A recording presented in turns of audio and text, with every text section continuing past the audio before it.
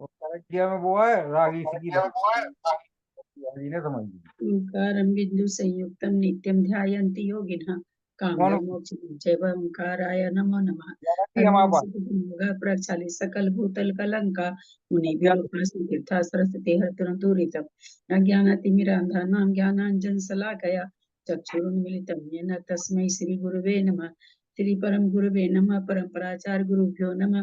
सकल कलुषविध्वंसकं श्रीशां परिवर्धकं धर्म संबंधकं भव्य जीवन प्रतिबोधकारकं पुण्य प्रकाश पापनाशमिदं शास्त्रं श्री पद्म पुराण नामधेय मास्य मूल ग्रंथ करता श्री सर्वज्ञ देवास्तुतर ग्रंथ करता श्री गंधर देवा प्रतिगंधर देवा तेषा बच्चों सार्ता मासाद्य श्रीमद रविशेनाचार्य न विरिचितमिदं शास्त्रम् श्रोतारः सावधान ते शृण्वन्तु।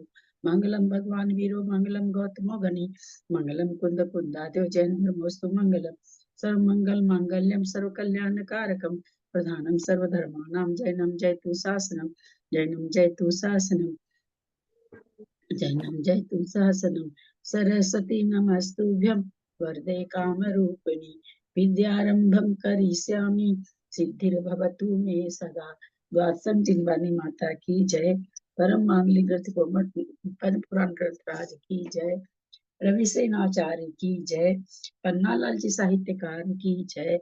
अढ़ाई दीप पे विराजमान सभी आचार्य उपाध्याय सर्व साधु जी के चरणों में नमोस्तु नमोस्तु नमोस्तु। अढ़ाई दीप में विराजमान सभी आर्यका माता जी के चरणों में बंदा भी सभी चुल्ला के छिल्लिका जी के चरणों में इच्छामी सभी प्रतिमाधारी के चरणों में वंदना वंदना वंदना। ग्रुप में विराजमान कुछ जनों का सादर चरण स्पर्श सभी से सादर जय जिन्हें। हम लोग पद्म पुराण ग्रंथ राज पढ़ रहे हैं जो रवि सेनाचार्य के द्वारा लिखा हुआ है। उसका हिंदी रूपांतर संस्कृत श्लोक में लिखा हुआ है। उसका हिंदी रूपांतर पन्नालाल जी साहित्यकार ने किया है। दूसरा अधिकार चल रहा है। दूसरा अधिकार का 53वां पर्व चल रहा है। सिद्धम संपूर्ण भव्यार्थम सिद्धे कारणम उत्तमम प्रशस्त दर्शन ज्ञान चारित्र प्रतिपादनम सुरेंद्र मुक्ताश्लिष्ट पदपाद पद्मांशु केशर प्रणमामि महावीरम लोक तृतीय मंगलम प्रणमामि महावीरम लोक तृतीय मंगलम प्रणमामि महावीरम लोक तृतीय मंगलम। गुरु महावीर भगवान की जय। 200 तक संस्कृत हो गया था और हिंदी 250 तक हो गई थी, तो आज पहले संस्कृत करनी है 50 की। करिए, आप करेंगे भाई जेठी भाई साहब या फिर मंजू जी? कर लेता हूँ दीदी, कर लेता। प्रणाम दीदी।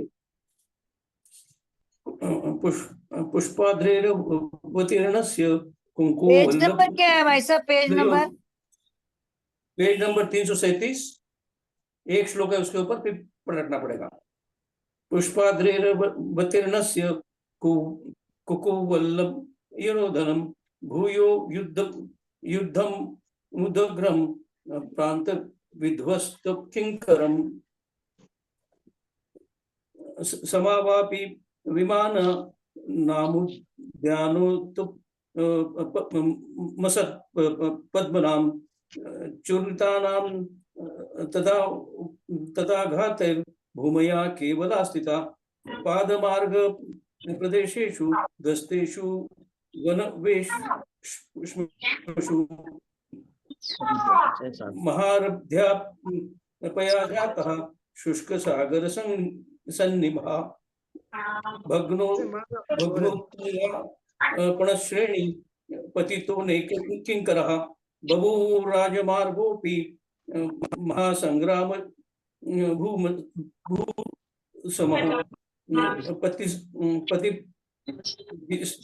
निर्णयस्तुभे कंपित ध्वजपंक्तिभिः बभुवांबर पाप्तादीव भर्ष्य सुरायुधं जंघावेगात् समुद्रब्धि रजो बहुवर्णकै इंद्रायुधसहस्राणि रचितानि ऋतुस्तरे पादावष्टम्भभिन्नेषु भूमागेषु निमज्जताम्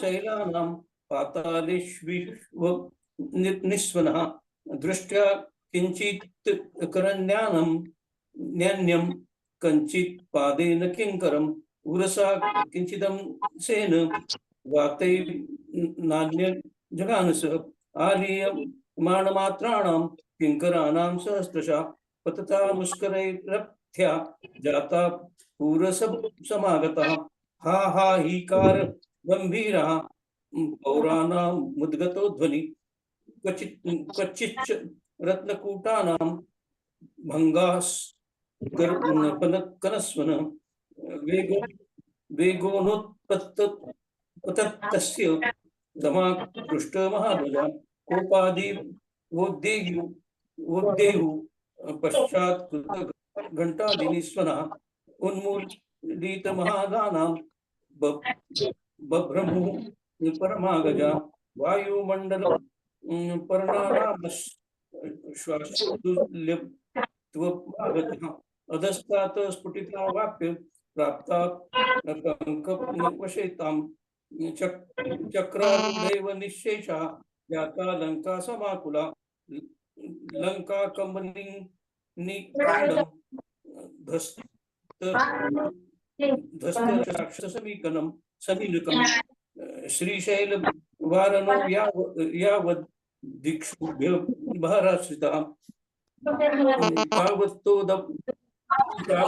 यदवाहेन समं सन्नम्य वेगतः पश्चादिन्द्रजितो लम्घ्नो द्वीपस्य नन्दनमध्यगा हनुमान्य समं युद्धसमुद्यतः। म्यूट कर लीजिए प्लीज, सभी लोग म्यूट कर लेंगे।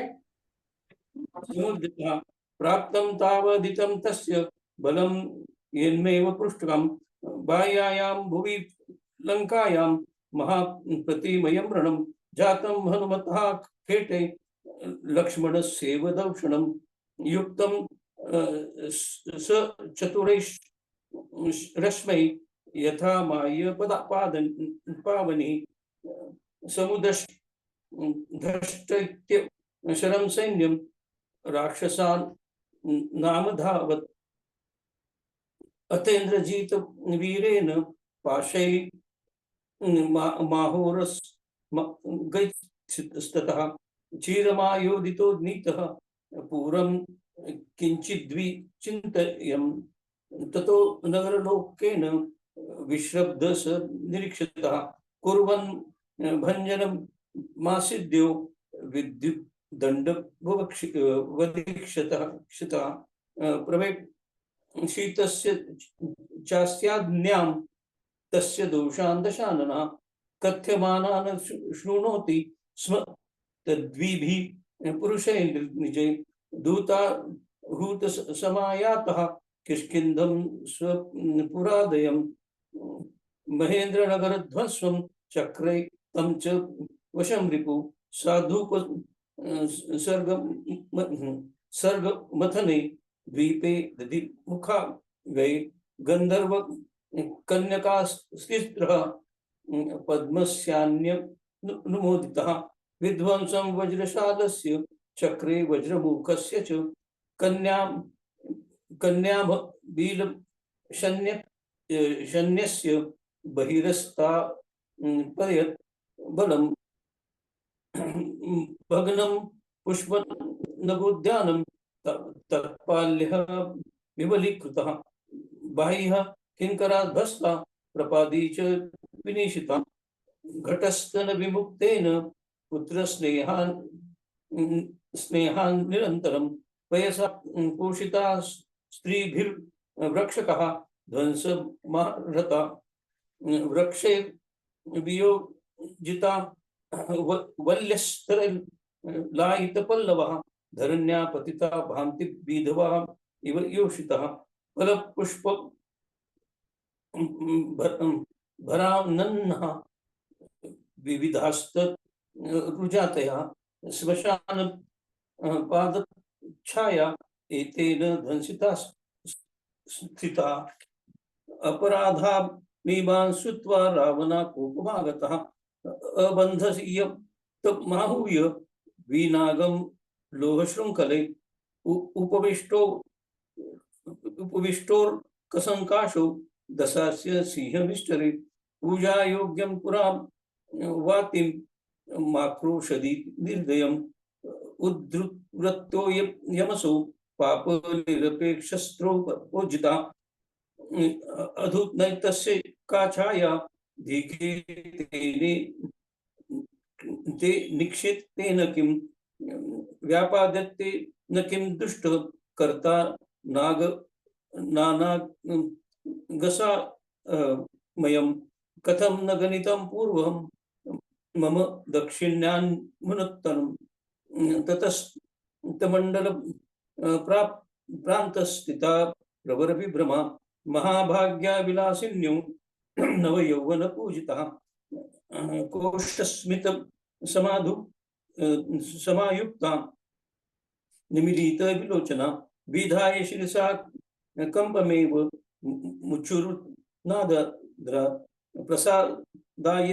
प्रसादायस्य यातोऽसि प्रभुतां क्षितिमण्डले पृथ्व्यां विचरन् स्वेच्छं समस्त बलवर्जितः स्वामिनः प्रीतेर्भवता दर्शितं परं भूमि गोचरदुत्वं यत् प्राप्तोष्यति निन्दितं सकृतं दशवक्त्रस्य कथमाघया पृष्ठतः वसुधा हिण्डनक्लिष्टौ भवता तौ पुरस्कृतौ पवनस्य सूतो न त्वं जातोऽस्यन्येन केनचित् अष्ट अदृष्ट कुलीनस्य निवेदयति चेष्टितं छिन्नानि बीटजातस्य सन्ति नाङ्गेषु कनिचित् अनार्यमाचरान् किञ्चिज्जायते नित्यगोचरः मत्ता केसरिनो रण्ये शृगालानाय श्रयन्ति किं न हि नीचं समाश्रित्यं जीवन्ति कुलजानरा सर्वस्वेनापि यपूज्यो यद्यप्यस्य कृतागतः सुचिरादागतो द्रोहिं त्वं निग्राह्यस्तु वर्तते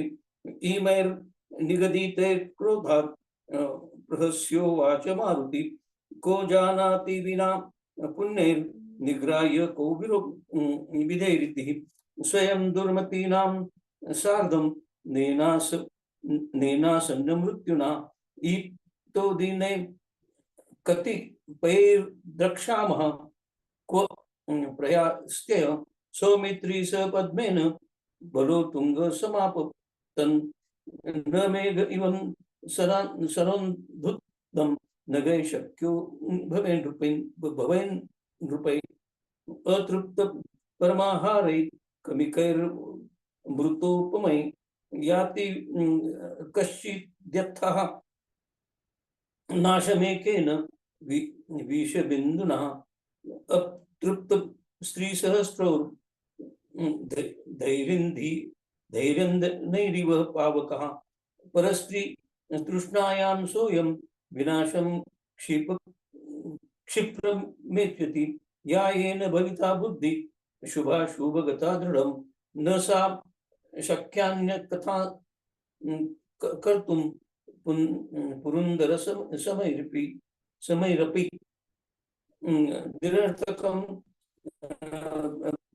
प्रियशतैर्धूमतो दीदते मति नूनं विहितमस्यैत द्विहितेन ततो हतः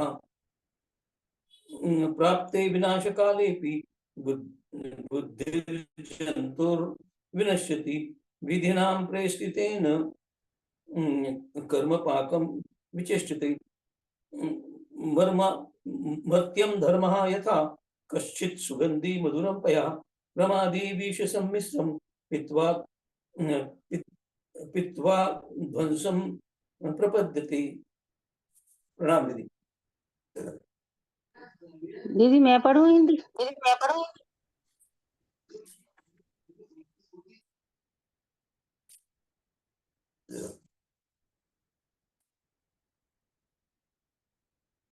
हाँ पढ़ लीजिए, मेरा म्यूट रहता तो मेरी आवाज नहीं है, मेरे को याद ही नहीं रहता। सॉरी, पढ़ लीजिए। कौन बोल रहे थे? उषा तुम क्यों नहीं पढ़ती? तुमसे नहीं पढ़ा जाता है क्या उषा सेठी? नींद आती है क्या पढ़ने में? आवाज बहुत होती है यहाँ। आवाज बहुत होती है। दीदी मैं पढ़ के देख।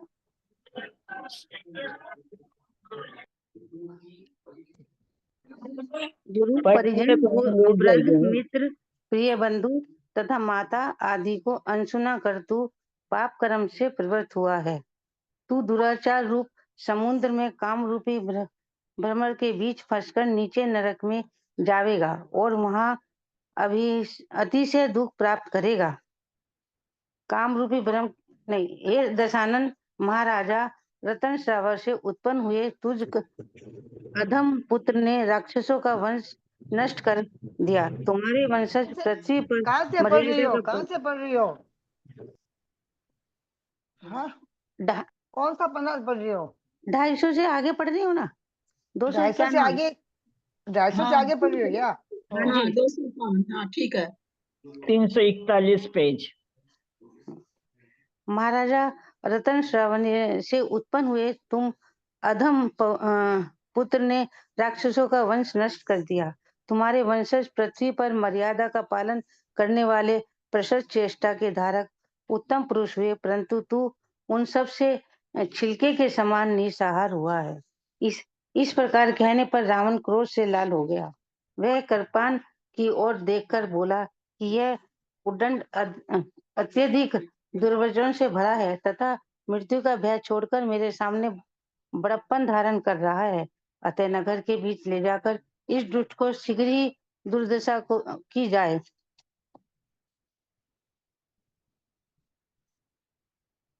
शब्द करने वाली लंबी मोटी लोहे की, नहीं एक पेज ज्यादा हो गया क्या? शब्द करने वाली लंबी मोटी लोहे की सांकलों से इसे गर्दन तथा हाथों और पैरों से कसकर बांधा जाए। धूली से इसकी शरीर धूसर किया जाए। दुष्ट किंकर इसे घेरकर कठोर वचनों से इसकी हंसी करें तथा घर घर घुमाएं। इस दुर्दशा से यह रो उठेगा। इसे देख स्त्रियां तथा नगर के लोग धिक्कार देते तथा मुख को विकृत और कंपित करते हुए इसके प्रति शोक प्रकट करेंगे। इसके आगे आगे नगर में सर्वज्ञ यह घोषणा की जाए कि यह वही सम्मान को प्राप्त हुआ भूमि गोचरी का दूत है। इसे सब लोग देखें। तदंतर उन विविध प्रकार के अपशब्दों से परम क्रोध को प्राप्त हुआ हनुमान बंधन को छेद कर उस प्रकार चला गया जिस प्रकार की यति मोह रूपी पाश को छेद कर चला जाता है। वह पैर रखने मात्र से उन्नत गोपुर तथा अन्य दरवाजों को तोड़कर हर्षपूर्वक आकाश में जा उड़ा। रावण जो भवन इंद्र भवन के समान था, वह हनुमान के पैर को आघात से इस प्रकार बिखर गया कि उसमें खाली खंभे ही खंभे शेष रह गए। यद्यपि वहां की पृथ्वी बड़े बड़े पर्वतों से जकड़ी हुई थी, तथापि चरणों के वेग से अनुघात से गिरते हुए उन भवन के द्वारा हिल उठी, जिसका स्वर्णमय कोट भूमि में मिल गया था तथा जिसमें अनेक गहरे गड्ढे हो गए थे। ऐसे रावण का घर ब्रज से चूर चूर हुए पर्वत के समान हो गया।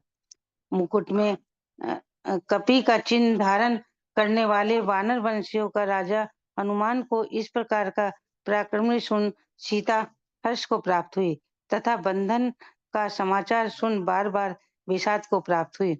तदंतर पास में बैठी हुई ब्रजोधर की कहा कि हे देवी, व्यर्थ ही क्यों रुदन करती हो? देखो वह हनुमान बंधन तोड़कर आकाश में उड़ा जा रहा है।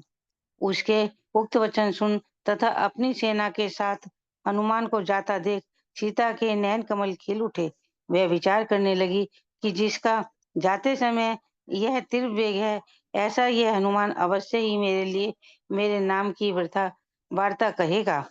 इस प्रकार विचार कर सावधान चित्त की धारक सीता ने हर्षपूर्वक हनुमान के पीछे उस प्रकार पुष्पांजलि छोड़े जिस प्रकार की लक्ष्मी तेज के स्वामी के पीछे छोड़ती है। साथ ही उसने ये कहा कि हे पवन पुत्र, समस्त ग्रह तेरे लिए सुखदायक हों तथा तू विघ्नों को नष्ट कर योग भोग मुक्त होता हुआ चिरकाल तक जीवित रहे।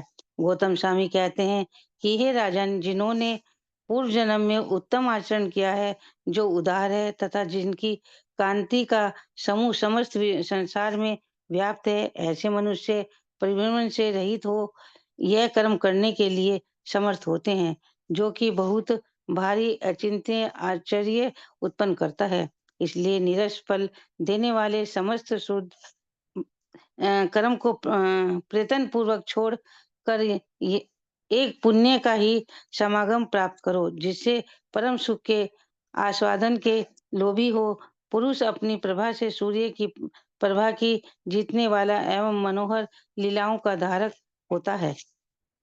इस प्रकार आर्ष नाम के प्रसिद्ध रविसेन आचार्य कथित पद्म पुराण में हनुमान के लौटने से आदि का वर्णन करने वाला 93वां वर्ष समाप्त हुआ। एक बार 9 अगर नंबर जबकि और 26 आप दूसरे में पढ़ लीजिए। ठीक है दीदी।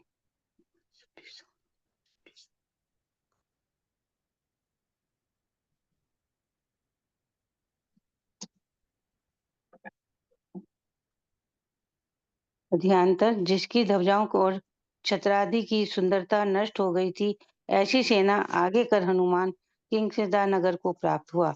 तदंतर किष्किंधा नगर निवासी मनुष्यों को सागर के समान अपार भीड़ ने बाहर निकलकर जिसके दर्शन किए थे, जो धीर था तथा स्वभाव से ही उत्तम चेष्टाओं का धारक था, ऐसे हनुमान ने नगर में प्रवेश किया। उस समय शत विशत शरीर के धारक महायोद्धाओं को देखने के लिए जिन्होंने झरोकों में मुख लगा रखे थे, ऐसे नगर निवासिनी स्त्रियां में बड़ा शोक उत्पन्न हुआ। तत्पश्चात अपने निवास स्थान पर आकर हनुमान ने पिता की तरह हितकारी हो सेना को सब ओर यथा योग्य ठहराया। तदंतर राजा सुग्रीव के साथ मिलकर लंका में जो कार्य हुआ था वह उसे बतलाया। तत्पश्चात समाचार देने के लिए राम के चरण मूल में गया। उस समय श्री राम इस प्रकार की चिंता करते हुए बैठे थे कि सत्पुरुष हनुमान आकर मुझसे कहेगा कि हे भद्र, तुम्हारी प्रिया जीवित है। अत्यंत सुंदर शरीर के धारक राम छिन्न हो चुके थे तथा उत्तरशीन होते जा रहे थे। वे वियोग रूपी अग्नि से उस तरह आकुलित हो रहे थे जिस पर तरह की दावानल से कोई हाथी आकुलित होता है। वे महाशोक रूपी पाताल में विद्यमान थे तथा समस्त संसार से उन्हें देश उत्पन्न हो रहा था। हनुमान हस्त कमल जोड़कर तथा मस्तक से लगाकर उनके पास गया। प्रथम तो हनुमान ने जिसके विशाल नेत्र हर्ष से युक्त थे ऐसे मुख के द्वारा जानकी का समाचार किया और उसके बाद उत्तम वचनों के द्वारा सब समाचार प्रकट किया। सीता ने जो कुछ अभिज्ञान अर्थात परिचय कारक वृतांत कहे थे वे सब कह चुकने के बाद उसने राजा रामचंद्र के लिए चूड़ामणि दिया और इस तरह वह कृतकृत्यता को प्राप्त हुआ। वह चूड़ामणि कांति रहित था, सो ऐसा जान पड़ता था मानो चिंता के कारण ही उसकी कांति जाती रही हो। वह राम के हाथ में इस प्रकार विद्यमान था मानो थककर ही बैठा हो और सीता की चोटी में बंधे रहने से मलिन हो गया था, सो ऐसा जान पड़ता था मानो शोक से ही दुखी होकर मलिन गया हो। यह प्रभाहीन चूड़ामणि राम की अंजलि में पहुंचकर ऐसा लगने लगा मानो अश्रु ही छोड़ रहा हो। राम ने उसे बड़ी उत्सुकता के कारण नेत्रों से देखा था या पिया था या उसके कुशल समाचार पूछा था, सो कहने में नहीं आता। दुर्बलता के कारण जिसकी उंगलियां विरल हो गई थी, ऐसे अंजलि के विद्यमान तथा जिसके किरण रूपी धाराओं का समूह झर रहा था, ऐसे उस चूड़ामणि के प्रति राम ने शोक प्रकट किया। तदंतर किरणों के प्रकाश से जिसके अंजलि भर दी थी, ऐसे उस चूड़ामणि राम ने मस्तक कर धारण किया। उस समय ऐसा जान पड़ता था मानो उस चूड़ामणि ने स्वयं रोकर ही जल की अंजलि भर दी हो। प्रिया के उस अभिज्ञान को राम ने अपने जिस अंग पर धारण किया, उसी में मानो सीता का आलिंगन प्राप्त कर लिया था उस समय उसके समस्त अंगों में जिसकी संभावना भी नहीं थी, ऐसी सर्वव्यापी, कठोर तथा सघन रोमांच निकल आया, मानो हर्ष का निर्झर ही फूट पड़ा हो।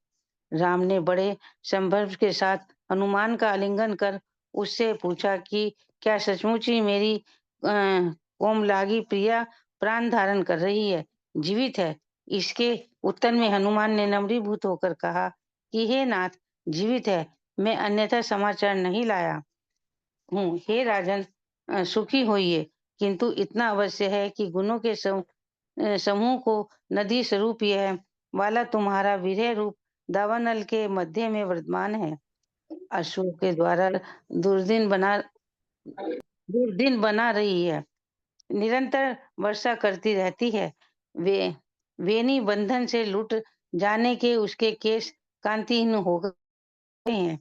वह अत्यंत दुखी है, बार बार दीनता पूर्वक सांसें भरती है और चिंता रूपी सागर में डूबी है।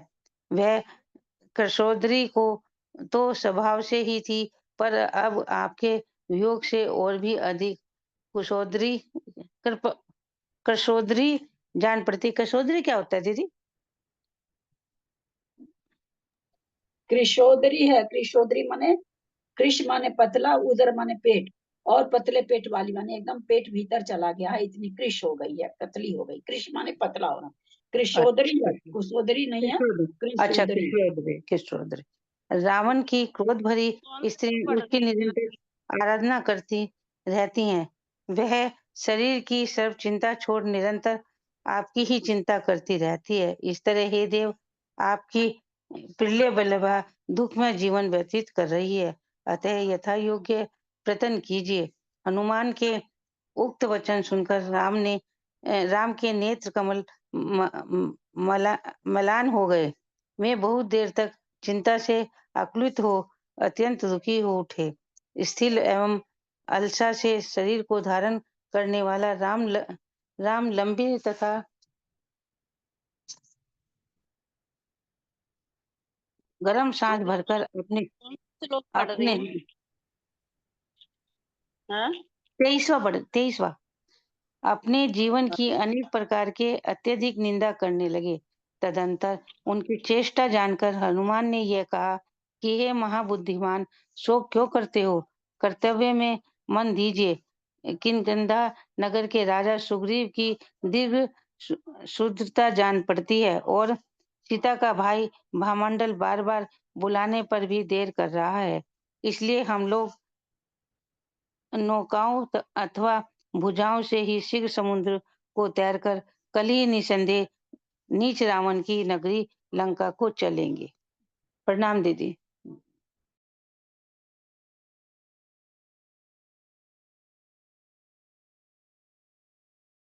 आगे पढ़ोगे? 27 हो गया, आपने 26 कहा था मैंने।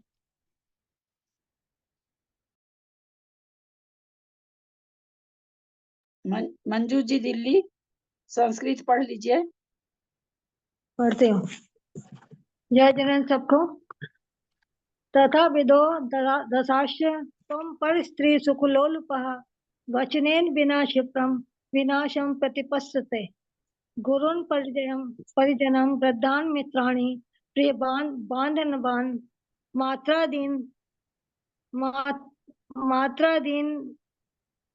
मात्रादीनपकर्णे तं प्रवर्तय पापवस्तुनि कदाचार समुद्रे त्वं मदनावर्त मध्यगः प्राप्तो नरक पातालं कष्टं दुःखं वाप्स्यसि तया दशाश्च जातेन महारत्नस्रवो नृपात् अन्वयो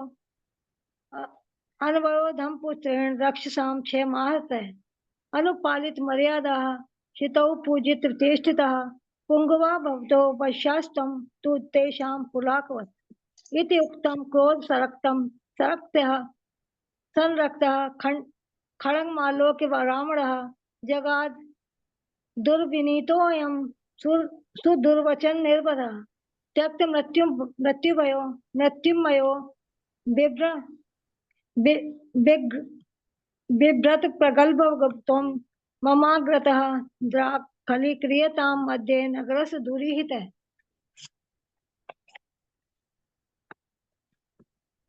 च शब्दैः राहितैः स्थूलैः बद्धो रज्जुभिराशैः ग्रीवायां हस्तपादे च रेणुरुक्षित विग्रह वेष्टितः किङ्करैः क्रूरैः भ्राम्यतां च ग्रहे ग्रहे हास्यमानः खरैः वाक्यैः कृतमण्डल पूतकृतः एवं कंपनिता दृष्टा नराश्च पूर्वाशिनः शोचन्ति कृतधिक्कारा विकृता कंपिताना ताननः क्षितिगोचर दूतोऽयं सोऽयं दूतः प्रपूजितः पश्यतेन्मिति स्वानः पुरैः सर्वत्र गोष्ठताम् ततस्तैर्विविधास्क्रोशैः सम्प्राप्तः कोपमुत्तमम् अयासीद् बन्धनं छित्त्वा मोहपाशं यथा यतिः पादविन्यासमात्रेण भक्त्या गोपुरमुन्नतं द्वाराणि च तथान्यानि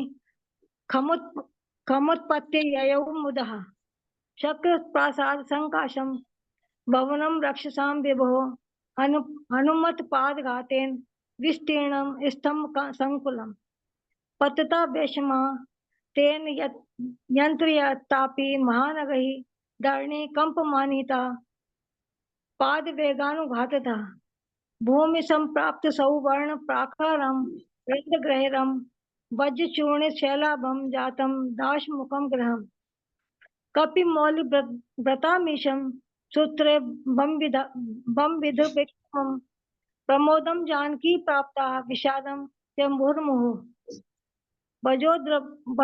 वज्रोदरी ततो बोचत किं प्रथा देवी रोषधि संचोट्य श्रृंखलं पश्य यातं मारुति मंबरम निशम्य वचनं तस्या विकसन्नेत्र पंकजः कंचन्तं मारुतिं दृष्ट्वा निज सैन्य समागतम् अचिन्त्य यदयं वार्तामय्यं नाथस्य मे ध्रुवं कथयिष्यति यस्य गच्छते प्रव्रोजवः पश्चाच्च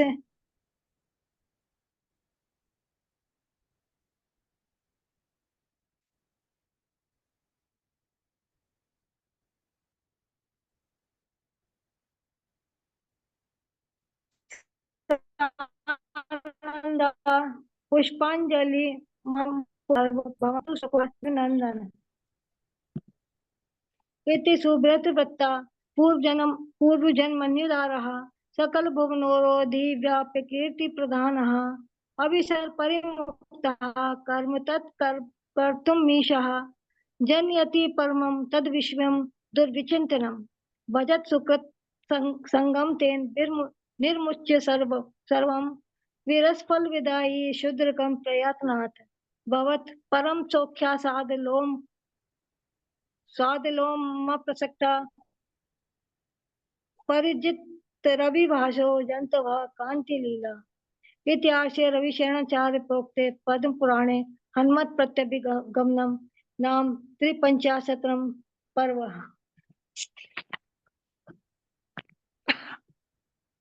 अथा ससात कैशकंदम हनुमान बल मग्रतः विधाय पुरी विध्वस्त ध्वज छत्राविचारुताम बहिर्निष्क्रांत कैशकिंदे जनसागर वीक्षितः विवेश नगरम धीरो निसर्गोदार विभ्रमः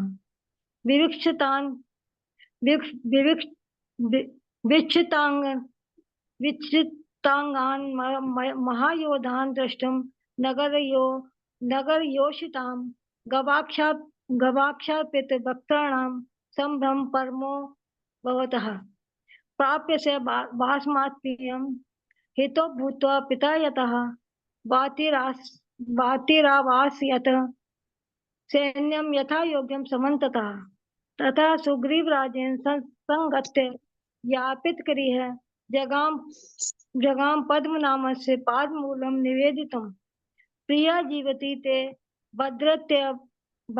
भद्रेत्येव मागत्य मारुतिः वेदिष्यति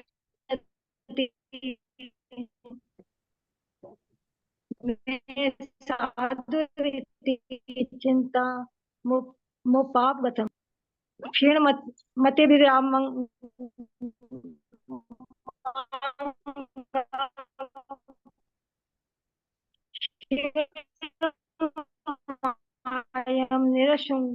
निरशकुशम वियोगमानं महाशोकरूपापसर्पं मूर्धन्य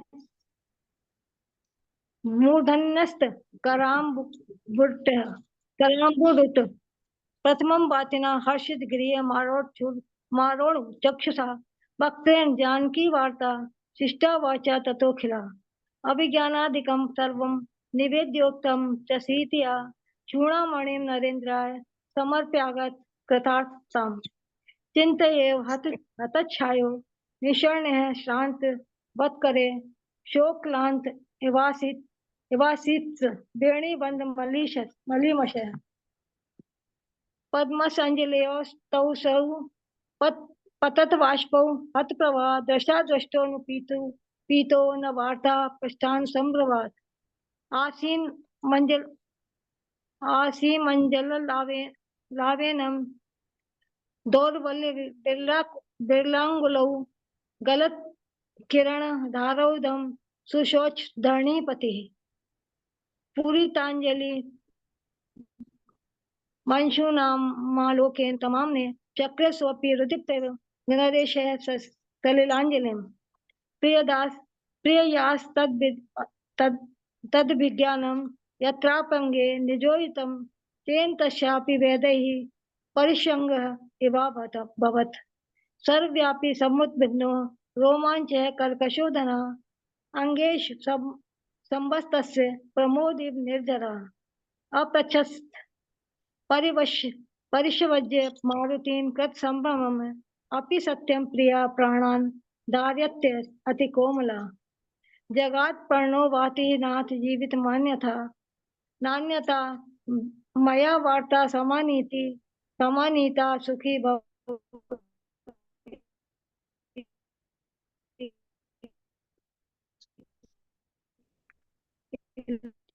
पते किंतु तद वीर्योदार वेणी बंध च्युति छायत मूर्ध जात्यंत दुखिता मुहुर्निश्वति दीनम चिंता सागर वर्तनी तनोदरी स्वभावेन विशेषण वियोगतः आराध्य मानिका स्त्री भी कुद्रा भी रक्षसाम विभो सततम चिंतयन्ति त्वाम त्यक्त सर्वतनु स्थिति दुखम जीवन्ति ते कांता कुरु देव यथोचितम सामी रणे बचः श्रुत्वा म्लान प्रक्षेपण पक्षचिरम चिंतया कुलितः प्रभो बहुबान त्यक्त दुखितः दीर्घ मुश्रम च निश्चस्य ताल शरीरवत निंदित जीवितम शस्य जन्म चानेकधा भृशम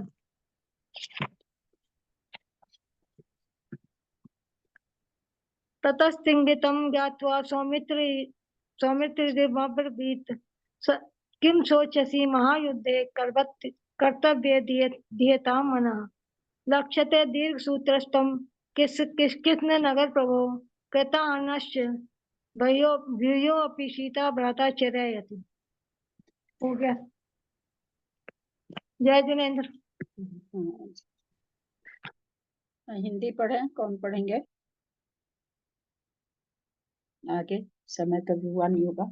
हाँ 20 मिनट है, हिंदी हो जाएगी। सविता जी आप पढ़ेंगे? अंजू जैन, लोग अपने को बंद करके रखते तो मुझे पता ही नहीं चलता किसको बोलूं। अंजू जैन आप पढ़ेंगी क्या?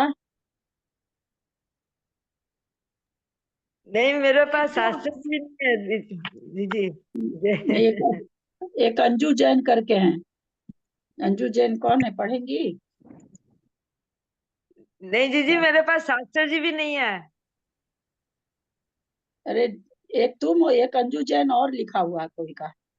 अच्छा अच्छा।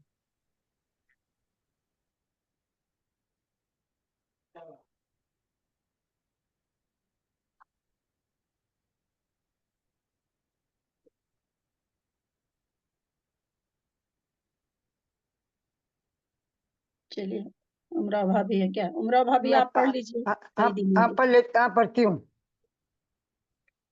तदनंतर श्रीनाथ नामक महाबुद्धिमान विद्याधर ने कहा कि इस तरह अभिमानी के समान मत कहो, आप विदुष पुरुष है, आपकी जो दशा लंका में हुई है वही इस समय यहाँ हम लोगों की होगी, इसलिए आदर पूर्वक सब कुछ निश्चय कर हितकारी कार्य करना चाहिए।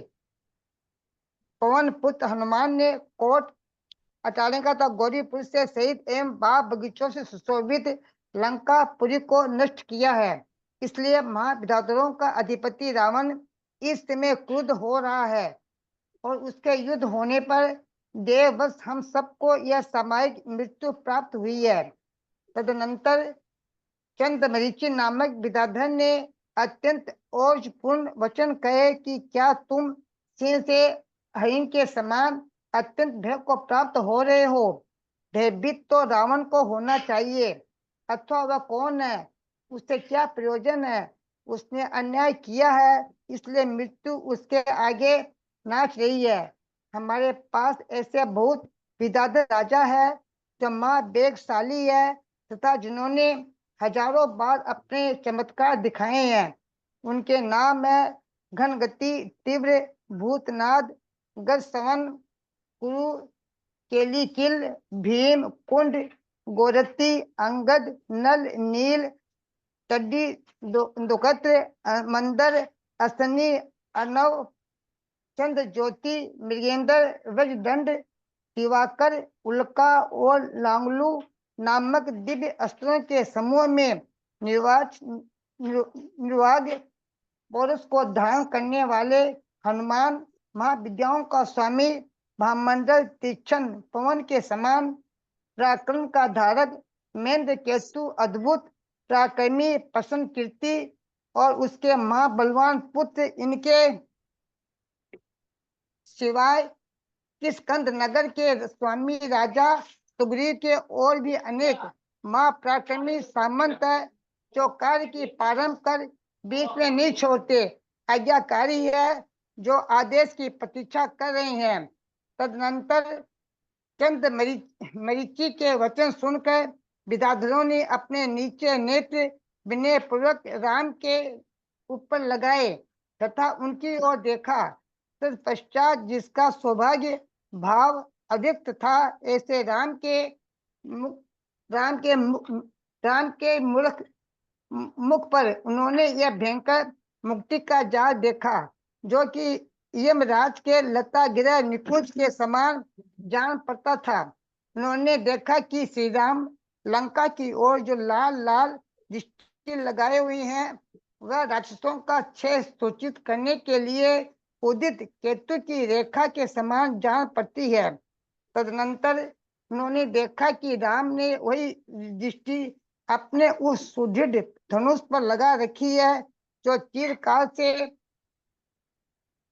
मध्यस्थता को प्राप्त हुआ है तथा यमराज की मुकुट रूपी लता की उपमा धारण करने वाला है।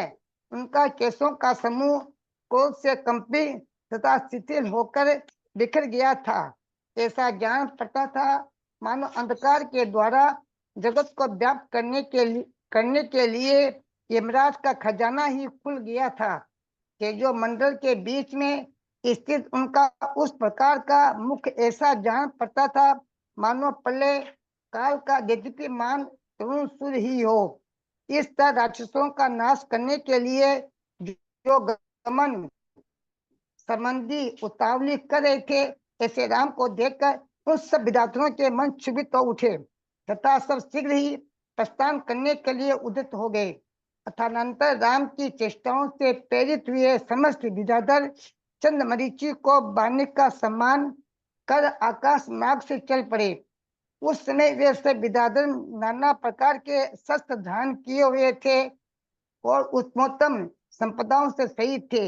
युद्ध की उत्कंठा से युक्त राम और लक्ष्मण के ध्वनि के द्वारा गुफाओं को पूर्ण करने वाले प्रयास कालिक बाजे बजवाकर प्रस्थान किया।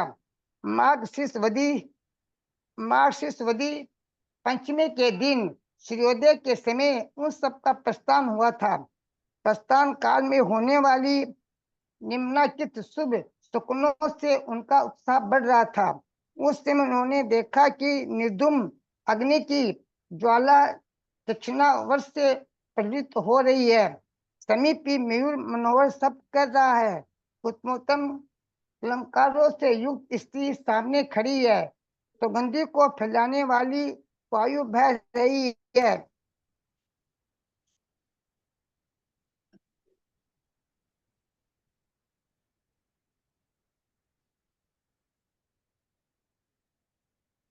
निर्गंत मुनिराज सामने से आ रही हैं। आकाश में छत्र फिर रहा है। घोड़ों की गंभीर हिनहिनाहट खेल रही है। घंटा का मधुर शब्द हो रहा है। वही से भरा कलश सामने से आ रहा है। बाईं और नवीन गोबर को बार बार बिखरता तथा पंखों की फैलाता हुआ काग मधुर शब्द कर रहा है। मेरी और संग का शब्द हो रहा है। सिद्धि हो, जय हो, समृद्धिमान हो तथा किसी विघ्न बाधा के बिना ही शीघ्र प्रस्थान करो इत्यादि मंगल शब्द हो रहे हैं। इन मंगल रूप शुभ स्वप्नों से उन सब का उत्साह बुद्धिमान हो रहा था। चारों दिशाओं से आगे हुए विद्यार्थियों को जिसकी सेना बढ़ रही थी, इसलिए जो शुक्ल पक्ष के चंद्रमा की उपमा धारण कर रहा था, ऐसे सुग्रीव चलने के लिए उदित हुआ, जो नाना प्रकार के यान और विमानों से सही थे तथा जिनका वाहनों पर नाना प्रकार की पताकाएं फैल रही थी। ऐसे वे सब विद्याधर राजा वेग से आकाश में जाते हुए अत्यधिक सुशोभित हो रहे थे। किष्किंध नगर के राजा सुग्रीव, हनुमान, शल्य, दुर्मसेन, नल, नील, काल, सुसेन तथा कुमुद आदि राजा आकाश में उड़े जा रहे थे, जो जिनकी ध्वजाओं में अत्यंत देदीप्यमान बानर के चिन्ह थे। ऐसे यह महाबलवान विद्याधर ऐसे जान पड़ते थे मानो आकाश को घसने के लिए उदित हुए हो। विराचित को ध्वजा में निजर के समान हार, जामच की ध्वजा में महावृक्ष, के रथ की ध्वजा में व्याघ्र, मेघकांत की ध्वजा में हाथी, अन्य विद्याधरों की ध्वजा में वंश परंपराओं से चले आए अनेक चिन्ह सुशोभित थे। वे सभी उज्जवल छत्रों के धारक थे। अत्यंत तेजस्वी भूतनाथ उनके आगे चल रहा था। लोकपाल के समान हनुमान उनके पीछे स्थित था। यथा योग्य सामंतों के समूह से घिरे परम तेजस्वी तथा हर्ष से भरे वे सब विद्याधर लंका जाते हुए अत्यधिक सुशोभित हो रहे थे। जिस प्रकार पहले सुकेश के पुत्र माल्य आदि ने लंका की ओर प्रयास किया था, उसी प्रकार राम आदि राजाओं ने विमानों के अग्रभाग पर आरूढ़ हो लंका की ओर प्रयास किया। विराजित विद्याधर राम का बगल में स्थित था। अपने मंत्रियों से सहित जामों उसके पीछे पीछे चल रहा था। बाएं हाथ की ओर सुसेन, दाहिने हाथ की ओर सुग्रीव स्थित था। इस प्रकार व्यवस्था से चलते हुए वे सब निमेष मात्र में बिरंधर नामक पर्वत पर जा पहुंचे। बिरंधर नगर का स्वामी समुद्र नाम का विद्याधर था, जो उसने परम युद्ध के द्वारा नल का आलिंगन, नल का आतिथ्य किया। तदनंतर भारी बल से युक्त नल ने स्पर्धा के साथ उसके सैनिक मार डाले और उसे बांध लिया। तदनंतर राम का आज्ञाकारी होने पर उसे सम्मानित कर छोड़ दिया गया, उसे नगर का राजा बना दिया। राम आदि संत लोग भी उसके नगर में यथा योग्य ठहरे। राजा समुद्र को सत्यश्री, कमला, गुणमाला, रत्नचूला नाम की कन्याएं थी, जो उत्तम शोभा से युक्त थी, स्त्रियों के गुणों से विभूषित थी, देवांगनों के समान जान हर्ष से भरे। राजा समुद्र ने वे सब कन्याएं रखने के लिए समीपत की। उस नगर में एक रात्रि ठहरकर सब लोग त्रिवेण गिरी को चले गए। वहां त्रिवेण नगर में त्रिवेण नाम का विद्याधर राज्य करता था। तो उस भी युद्ध में अनायास जीत कर विद्याधरों ने हासिल तो वहां उस प्रकार क्रीड़ा की जिस प्रकार की देव नंदन वन में रहते हैं। वह अच्छे नामक मनोहर वन में कुशलापूर्वक रात्रि व्यतीत कर दूसरे दिन उत्तम स्वभाव को धारण करने वाले विद्याधर लंका जाने के लिए उद्यत हुए। तदनंतर जो ऊंचे प्रकाश से युक्त थी, स्वर्ण में भवनों से व्याप्त थी, कैलाश के शिखर के समान सफेद कमलों से सुशोभित थी, नाना प्रकार के फर्शों प्रकाश से दीप्तिमान थी, कमल बनों से युक्त थी, प्याऊ आदि की रचनाओं से अलंकृत थी, नाना रंगों से उज्जवल, ऊंचे ऊंचे जिन मंदिरों से अलंकृत तथा पवित्र थी, महेंद्र को नगरी के समान जान पड़ती थी। ऐसे लंका को निकटवर्ती ने देख परम भैरव के धारक विद्याधर हंसद्वीप में ठहर गए। वहां के हंसपुर नामा नगर में माँ बलवान राजा हसरत को जीत कर सबने इच्छा अनुसार क्रीड़ा की, जिसके पास बार बार दूत भेजा गया। ऐसे भावमंडल आज या कल अवश्य आ जाएगा। इस प्रकार प्रतीक्षा करते हुए सब वहां ठहरे थे। गौतम स्वामी कहते हैं कि पुण्यात्मा प्राणी जिस जिस देश में जाते हैं उसी उसी देश में शत्रुओं को जीत कर भोगों का समागम प्राप्त करते हैं। उद्यमशील पुण्यात्मा जीवों के लिए कोई भी वस्तु पर के हाथ में नहीं रहती। समस्त मनचाही वस्तुएं उनके हाथ में आ जाती है।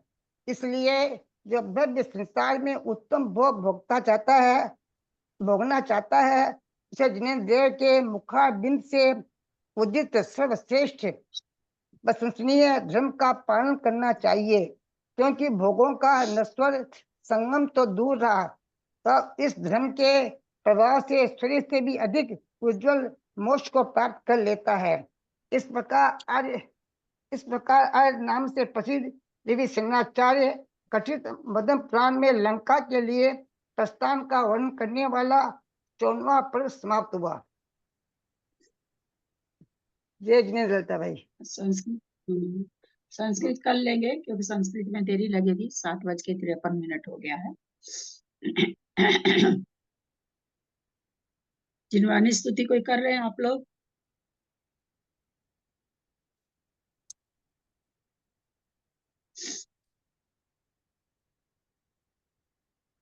यदक्षरमात्रा पदवाक्यहीनं मया प्रमादादि किञ्चनोक्तं तन्मे क्षमित्वा विदधातु देवी सरस्वती केवलबोधलब्धिं। बोधि समाधि परिणाम शुद्धि स्वात्मोपलब्धि शिव सौख्य सिद्धि। चिंतामणि चिंतित वस्तु दाने तम वंदमानस्य ममास्तु देवी। जवानी के ज्ञान ते सुझे लोकालोक सोवानी मस्तक चढ़ो सदा दे तुम धो। हे जिनवानी भारती तो ही जब दिन रहे जो तेरा शरणा गए सो पावे सुख चैन। देव भजु अरहंत को गुरु से हो निर्ग्रंथ दया धर्म पालू सदा यही मोक्ष का पंथ। द्वादशांग जिनवानी माता की जय। 9 बार नमस्कार।